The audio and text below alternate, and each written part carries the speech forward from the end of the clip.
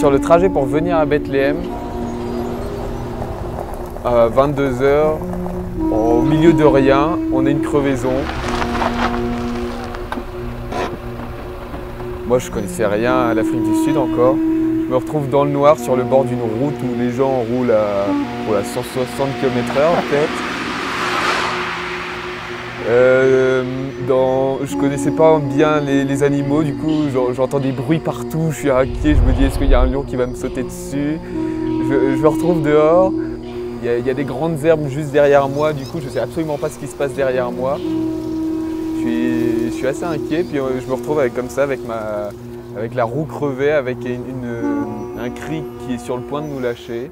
Et là je me suis dit bah, c'est bon, la mission commence.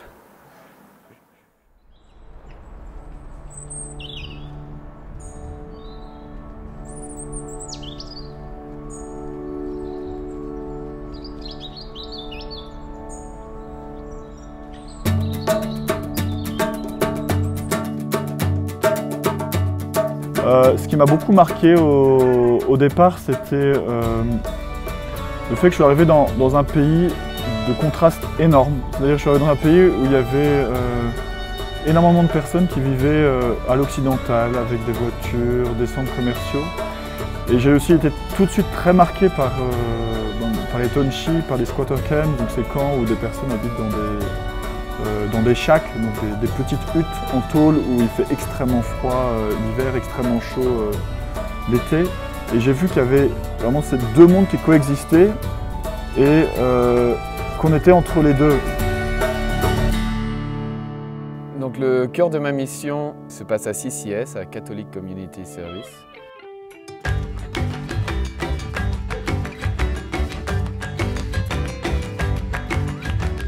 CCS va donner des entraînements à des personnes pour pouvoir leur permettre de former des petites coopératives agricoles, notamment dans des potagers. Il y a par exemple une coopérative qui s'appelle Sepanang, ici, qui est en plein cœur du township, a rassemblé 5 femmes qui avaient qu'un seul but, c'était de se mettre en commun.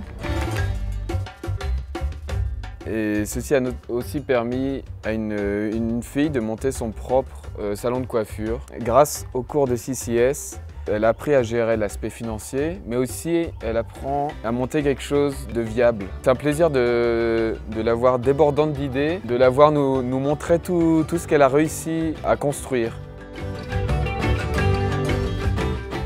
Ntate Lerato, qui est un jeune qui a perdu ses parents alors qu'il avait 8-9 ans, qui n'a pas pu finir l'école. Il s'est dit un jour juste, moi je voudrais faire quelque chose avec des poulets. Et voir quelqu'un comme ça qui vit dans un shack, donc c'est-à-dire dans la plus grande misère, voir la fierté qu'il a de nous présenter son poulailler, nous présenter ses centaines de poulets, nous parler de ses projets, d'extension. Voilà, cet enthousiasme, je suis très content que CCS ait pu les accompagner dans ce genre de projet. On travaille dans la gestion de 11 centres d'accueil de jeunes. Ici, les cours finissent à 1 h. Et pour éviter qu'ils traînent dans la rue, avec toute l'équipe de CCS, on essaie d'aider les centres, chacun de ces centres, à organiser des activités du coup ludiques mais aussi éducatives.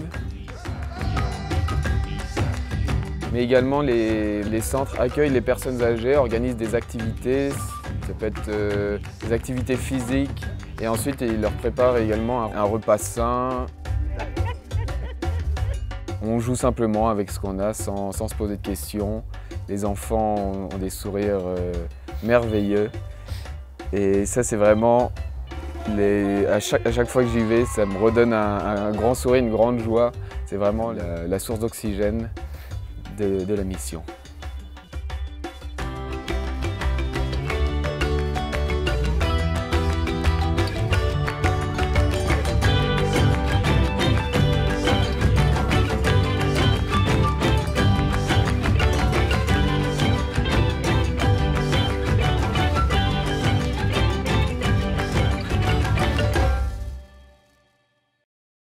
On ne donnait pas seulement une partie de sa vie, genre voilà, je donne 1 heure parce que je sais que j'ai grandi dans une famille catholique. Non, mais je donne toute ma vie dans sa globalité.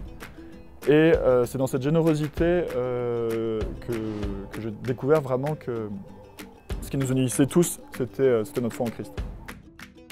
C'est vraiment remettre Dieu au milieu de notre vie. Et ça, c'est vraiment quelque chose qui me plaît beaucoup. Ça m'a appris à m'abandonner à Dieu, tout simplement, à m'abandonner à la providence. Je remets tout simplement mes craintes à Dieu et puis je me lance. Et je vois que Dieu, il me répond directement et je sens que Dieu est toujours là, il est assis à côté de moi en ce moment.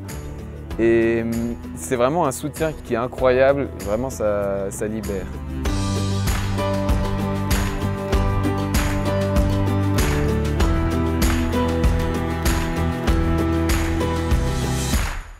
Avec David, on a la chance de partager beaucoup de choses, d'avoir des passions communes.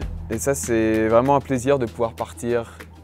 On aime tous les deux énormément la randonnée. Ça nous permet de prendre un peu l'air, de visiter le pays, mais de manière un peu plus aventureuse. C'est vraiment un frère. On m'avait dit que je reviendrais probablement différent. Et je m'attendais pas à ça. Ça transforme complètement. On apprend la simplicité, on découvre des gens, on découvre une nouvelle manière de vivre sa foi. On apprend énormément tous les jours. Tous les jours, c'est des rencontres, c'est des sourires, c'est beaucoup de sourires. Donc c'est vraiment énormément de joie.